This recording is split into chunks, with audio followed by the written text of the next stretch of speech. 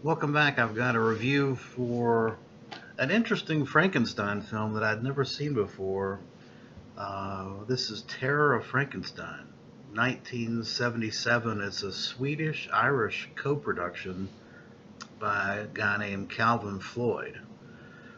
And Calvin Floyd uh, was an interesting individual. He went to UCLA and graduated in the arts program, and then he directed and produced a number of films, but the most notable is In Search of 1975's In Search of Dracula, which was kind of a docudrama coverage of the Dracula films and Vlad the Impaler, that thing. It was kind of a relatively famous film when I was growing up. It hit the drive-in circuit.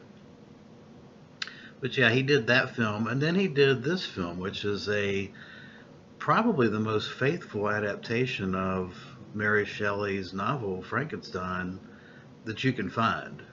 Uh, it, I think Frankenstein, the true story, which came out in 73, 74, is probably the second closest that covers the Frankenstein story in its truest form. Uh, it's an interesting film. It's a low budget film. There's not a lot of money that went into this film. It's pretty obvious. The actors are all relatively unknowns, although Leon Vitali, who plays Victor Frankenstein, was also in Stanley Kubrick's Barry Lyndon, and he went on to be Stanley Kubrick's assistant, which is interesting. The monster is played by a guy named Pierre, a Swedish actor, Per Oscarsson. Like I say, I mean, you're not going to see, you don't have name actors and actresses in this thing. But what you do get is a faithful retelling over 90 minutes, very close to the book. Um, and it's really kind of the storyline is the focus is not so much the monster, the focus is really on Victor Frankenstein and his quest to create life and how he deals with that once it goes wrong and the monster becomes a monster. This the thing about this is it's not if you like Frankenstein films and you're in it for a gruesome monster, this is not for you. This is really the monster is essentially an average looking guy with long hair and black lipstick. I mean, they painted his lips black and kind of dirtied up his face. They're not going for scares here. They're going for more of a dramatic retelling of the book based on Victor Frankenstein and from his point of view. First, so from that standpoint, it's similar to Hammer's version, which Hammer's Frankenstein films really the emphasis was on Victor Frankenstein. That's what you get here, but you really don't get any kind of brutal killings or bloodletting, and the pacing is relatively slow. It feels very much like a TV docudrama film.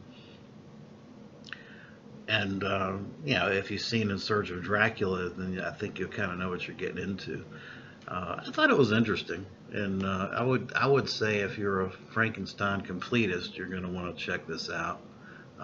Otherwise, it's probably not going to have much interest to you. I still think that Frankenstein: A True Story from 1973 is probably the best of the the storylines that try to adhere closely to the book, and this just didn't have enough thrills and chills. It was just kind of uh, a matter of fact style, a plotting kind of style that went along with the film. But it was interesting as a one time watch.